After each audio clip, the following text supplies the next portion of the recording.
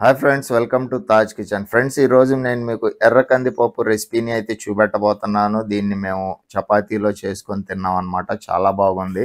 So దీని process వచ్చేసి ఈ రకంగా ఉంటుంది. 150 గ్రాముల ఎర్ర కందిపప్పుని తీసుకోండి, ఒక ఉల్లిపాయ తీసుకోండి, అలాగే ఒక బంగాళదుంప. సో ఫ్రెండ్స్, దాని తర్వాత 2 పచ్చిమిరపకాయలు. ఇప్పుడు ప్రాసెస్ వచ్చేసి పొయ్యి వెలిగించుకొని ఒక గిన్నె పెట్టుకొని 3 టేబుల్ స్పూన్ ఆయిల్ వేసుకోండి. 1 ఎండుమిరపకాయ తీసుకోండి, పావు టీ స్పూన్ జీలకర్ర, హాఫ్ టీ స్పూన్ తాలింపు గింజలు. కాస్తంతసేపు వేగాక కరివేపాకు వేసుకోండి, ఒక పచ్చిమిర్చి, అలాగే ఇక్కడ తరిగిన ఉల్లిపాయల్ని ఇక్కడ వేసేసుకోండి. ఈ ఎర్ర కందిపప్పును అన్నంలో కూడా కలుపుకొని తినచ్చు. మేమైతే ఇక్కడ చపాతీ గురించి చేసుకుంటున్నాం అన్నమాట. 1 టీ స్పూన్ అల్లం వెల్లుల్లి పేస్ట్ అయితే ఇక్కడ వేసుకున్నాం. చూడండి, వేసుకునేసి ఈ రకంగా కాస్తంత కదుపుతూ ఉండండి. ఇప్పుడు కాస్తంత పసుపు, అలాగే రుచికి సరిపడా ఉప్పునైతే ఇక్కడ మేము వేసుకుంటున్నాం. చూడండి, వేసుకున్న తర్వాత మళ్ళీ కాస్తంత కదిపేయండి ఈ రకంగా. ఫ్రెండ్స్, ఇప్పుడు కోసుకున్న బంగాళదుంప ముక్కలు ఉన్నాయి కదా, అవి ఇక్కడ వేసుకుంటున్నాం. వేసుకున్న తర్వాత కాస్తంత కదపండి. కదిపిన తర్వాత మరి అన్ని మగ్గాలి కాబట్టి 2 నిమిషాల పాటుగా వీటిని మగ్గనిద్దాం. సో 2 నిమిషాల తర్వాత ఈ రకంగా ఉడుకుతుంది అన్నమాట. సో ఉడికిన తర్వాత ఇప్పుడు మనం ఇక్కడ ఎర్ర కందిపప్పును అయితే వేసుకోబోతున్నాం.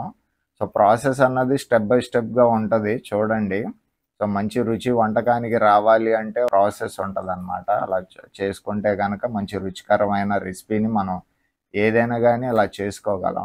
ఈ పప్పుని మేము అరగంట సేపు నానబెట్టాం అనమాట. ఇప్పుడు నానబెట్టిన తర్వాత ఇప్పుడు ఇక్కడ వేసుకున్నాము. ఇంకో 2 నిమిషాల వరకు మళ్ళీ దీన్ని మగ్గనిద్దాం.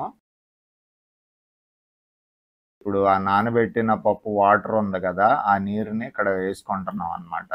సో ఈ రకంగా చూసుకుంటే ఫ్రెండ్స్ మనకి అర్థమైపోతుంది సో పప్పు ఎంతవరకు ఉడికిందా లేదా అన్నది. ఇప్పుడు ఇక్కడ 1 టీ స్పూన్ కారాన్ని అయితే వేసుకుంటున్నాం. సో సఫిషియంట్గా ఎంత కావాల్సి వస్తుందో వాటర్ అంతగా వేసుకోండి. సో ఇంకా ఫైనల్ స్టేజ్ లాగా రాబోతుంది ఫ్రెండ్స్. అన్నీ చాలా వరకు పడాల్సిన ఇంగ్రీడియంట్స్ అన్నీ పడిపోయినాయి.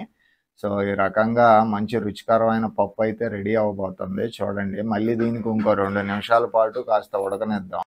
ఎర్ర కందిపప్పు ఉడకటం అన్నది ఒక 15 నిమిషాల్లో పూర్తి అయిపోద్ది. సో దానికి తగ్గట్టుగా మనం ఎప్పుడు సిమ్లో పెట్టాలి, ఎప్పుడు ఫుల్లో పెట్టాలి అన్నది మాకు ఐడియా ఉండాలి.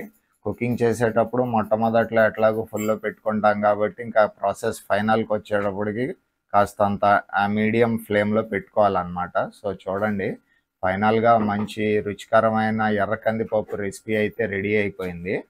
సో ఈ రకంగా మీరు వండేసుకోండి. ఈ వీడియో మీకు నచ్చితే ఒక లైక్ అయితే ఖచ్చితంగా చేయండి.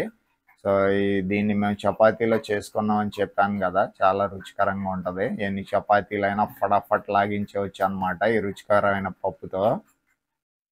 రుచి రావటం కోసం ఇక్కడ మేము 1 టీ స్పూన్ నెయ్యిని కూడా వేసుకున్నాం దీంట్లో. సో ఈ రకంగా ఒక పప్పు రెసిపీ అయితే రెడీ అయిపోయింది ఫ్రెండ్స్. అండ్ ఈ వీడియో మీకు నచ్చితే లైక్ చేయండి, షేర్ చేయండి. అలాగే మొట్టమొదటిసారిగా నా ఛానల్ మీద వచ్చి ఉంటే నా ఛానల్ని సబ్స్క్రైబ్ కూడా చేసుకోండి. Thank you so much for watching this video friends. మరొక వీడియోతో మళ్ళీ మీ ముందుంటాను. Till then tata, bye bye, see you, take care.